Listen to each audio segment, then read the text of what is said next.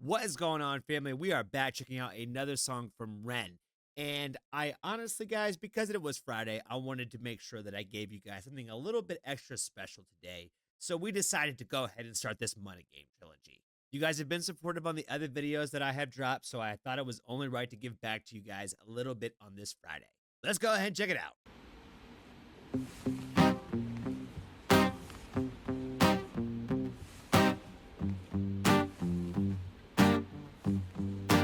It's a strange time we're living in. War can put fear in. Hierarchy parties, they make us feel inferior. Greed runs through parliament interiors. Devils walk among us, they fit the criteria. Eerie theory, strife, fearing, weary-minded men when we're clearly living in dictatorships. Nearly blinded by illusions to choose, but who's fooling who? A ball chained to your shoes on pain.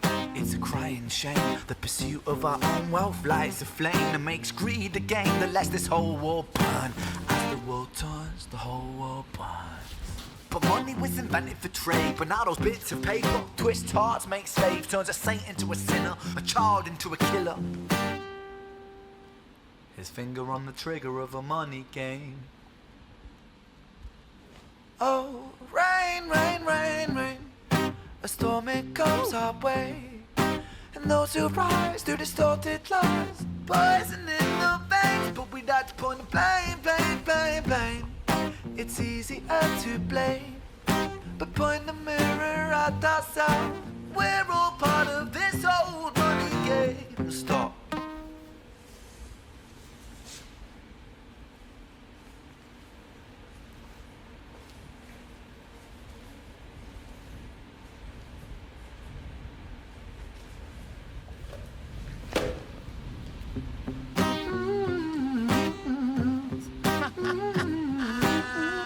Oh boy. I don't know why, but I felt like that was like a powerful message. Like he like told you to like, we're all part of this money game. And then he like stopped and then he told him to stop. And he stopped. And then he smacked him and he was like, get back to it. Like, oh my God. I feel like that was like powerful. This first verse makes me really think about the fact that he's like just really touched on the overall idea of that like money will make you do things that you never thought that you would ever do. And it'll push you in a position to be so desperate to cross a line and like a baby become a killer, like, a child become the killer. Like it's, you never know where you go and you'll say that they'll never do something. You would never do something until you get like that desperate to do it. I don't think it's one of those things that anybody could really say that they don't have a price or that they could never be bought. I think that everybody, there is a price that you probably sacrifice, and what you would be actually willing to sacrifice is more the actual decision to be made.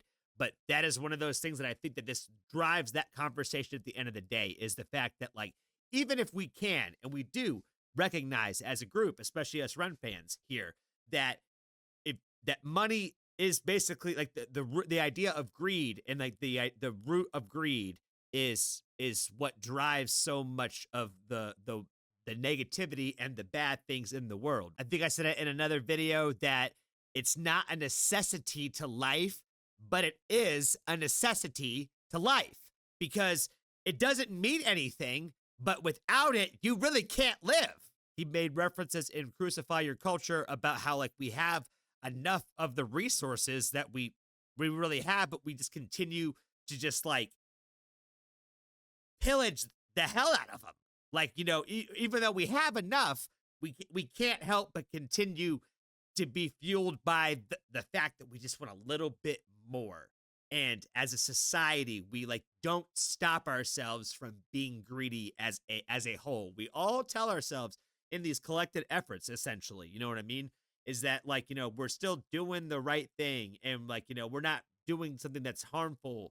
And, we it's easy to kind of talk yourself into doing something that you want and to try to put the spin on it that way. That is the hardest thing to get over is to, like I said, we all kind of recognize that we should not let greed control us and we shouldn't be fueled by that. but it is still a necessity to our lives, and it is something that we still have to obtain and achieve in order to really just have a comfortable being as humans on this earth.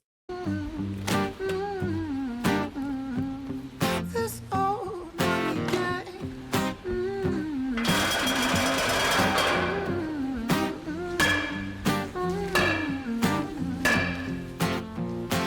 Dear Mr. President, it's evident that everyone's a resident of fear when they support these ideas to keep us separate. When they make us believe that everybody is coming to terrorize you in the streets, they say proudly through gritted teeth, it's a right to hate. That's freedom of speech.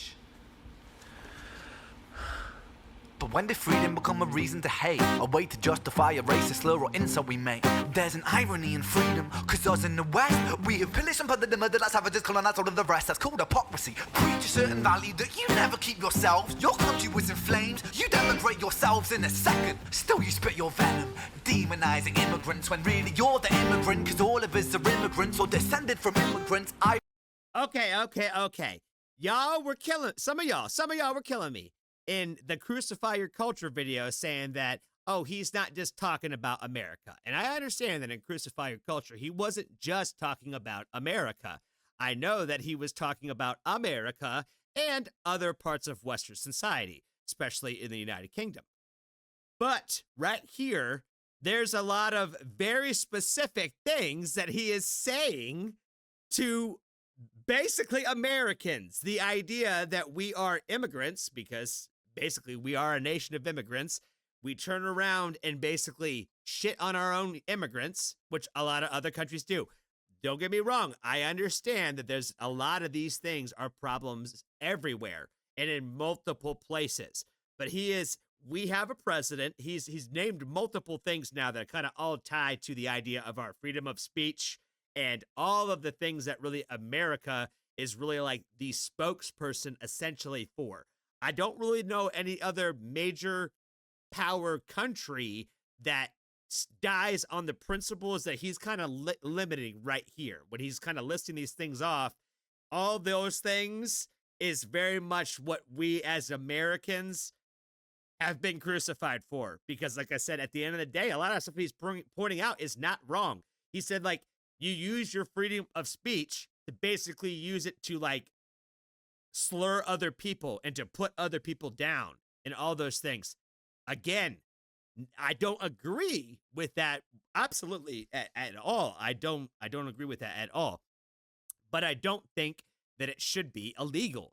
I don't think that they should throw you in jail just because of something that you say. I feel like as soon as you like start that process, now you're controlling like what I'm doing with my voice. Like what's next? You're going to control my thoughts. Like, you know, they're working on technology out there, if you will, to control our brains and all that. You know what I mean? So it's only like a slippery slope when we start giving up some parts of those freedoms. That's why I feel like we should never go to jail, and nobody ever should, for just something that you say. If you do something and you act on something, then yes, you should be held accountable for that. But just by saying that you're going to do something doesn't mean that you're going to do it. And I don't think that it should be illegal to definitely not criticize your government. That's the next thing, right? Is as soon as they control what you say, they control what you say about them. And that's really the control factor, right? It's like we, the people, should always be able to say what we want to say about the people above us at any point in time. And anytime that there's any kind of threat to that, it is definitely a problem. You are probably not in a country that has this problem because they probably don't allow you to watch content like this. They're immigrants or descended from immigrants. Irony is imminent. I'll shed the light on immigrants. America was colonized by Britain. Britain, it was colonized by Rome. And also colonized by the Saxons. They were German, by the way. You know how people throw shade upon the Germans because of history's pain, and yet we made the same mistakes all again. Demonize a whole people, Jewish or Muslim, the same and the same. Old situations play on repeat. The same old TV shows repeat. Yeah, we worship the bleak. Our opinions aren't our own and we follow like sheep. There's no left, there's no right. In the middle we sleep. Rain, rain, rain, rain. A storm, it comes our way. Oh my God. Okay, so that really made, I really, like, for a minute, I didn't like that message. But then when I thought about it, I was like, I love that message. There is no left, there is no right, there is only the middle. And I feel like That is an easiest way to kind of describe the overall idea of like when you think about the powers that be, right? They talk about the the average person like a class of people that is not them. You know what I mean? That's why the idea of lower, middle, upper class, like that whole idea and structure is all bullshit. It really is just all bullshit. We are all lower and middle class. That's all the same thing. That is all really the same thing. There's just some people that have a few extra dollars in their pocket compared to maybe somebody who lives down the street from you. You're all in the same pool to the powers that be. To the powers that be. The ones who actually have the real power and real influence to make real changes. You are not like them, so there's no difference of you being on the left side or being on the right side. Because honestly, at the end of the day, you're just the poor people. You're just not the powers that be. You are not us. You are not like us. You take regular airplanes. You drive regular cars. You eat at regular restaurants. You're not like us. We live in a separate world from you. Like you said, the colonization of the world is not a new thing. Like, the idea of even calling America colonizers, like, is factual. Americans don't want to admit that, but I'm like, we did kind of like take it. You know what I'm saying? Like, how they taught us in school how we got here. They don't really teach you like you did it, like we did it in a bad way. It was more like, and the idea of greatness and revelry and fighting being rebellious, that we had a rebellious nature, that we wanted to be free from tyranny and the being told what kind of religions to follow and all that. But that's what's so funny to me right now is like we wanted to get away from like a king and a queen because they wanted to tell us how we should live our lives and what God we should worship and all that. And now we're kind of in the same point now where everybody's telling you what God you should worship and that's how you should vote. We're like in the same position, like he said, just repeating history over and over again. The Germans, the Saxons, the Romans, just over and over again. And it's going to continue to happen throughout the rest of the history of this entire world that we have. It's going to continue to happen until this world burns into the flames one day, because we don't learn from history. We do just kind of go with the flow of sheep. Because we, like I said, we can sit here and talk about this stuff all day. You guys can sit here and say, Johnny, I agree. Johnny, I agree. Or, Johnny, you're so wrong about this, like some of you guys do. Because I think that some people just like to tell me that I'm wrong just for the sake of, you were wrong about that. But we can all sit here all day and just talk about, like, the problems of the world and how we could fix it and how we could do better. But why doesn't any real change ever happen? Why doesn't we actually see any of that stuff really happen? Like, it takes a wide group of people to get upset about something. That's why anytime that nationwide protests happen about any kind of subject, that doesn't just happen because people kind of care about it. It happens because people strongly care about it. And that's why I don't really feel like you can't say like that we in any particular generation has done so much better than the one before us. Like, what real groundbreaking things as society have we done that only just didn't make more money and maybe make our lives more convenient? What have we really done for the overall sake of humanity or even just the planet in the last, 100 years? All you haters out there, be sure to let me know how wrong I am about how much we've really done for the earth and for humanity in the last 100 years. I'll wait for you in the comments.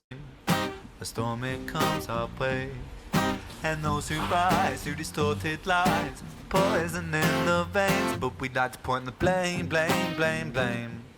It's easier to blame, but point the mirror at ourselves. We're all part of this whole money game.